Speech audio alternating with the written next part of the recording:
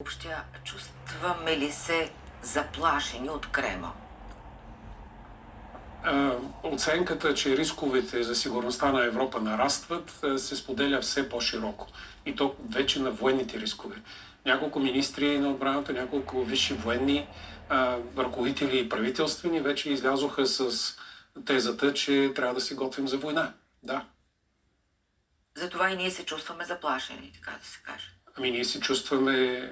какво значи това, което война? казваме, това е, че рисковете нарастват.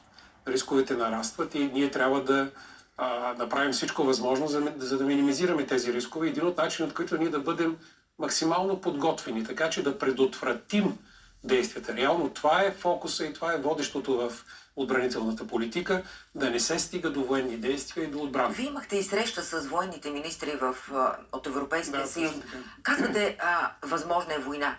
Каква война е възможна?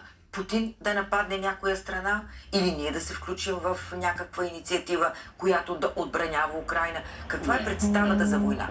Няма, втората хипотеза не присъства, втората хипотеза не се дискутира изобщо. Ние говорим за рискове в случай, че Русия успее да постигне целите си в Украйна, вече да продължи с агресивната си политика. Това е хипотезата, която Хипотезата е се само изразява. ако Путин победи Украйна. На практика да.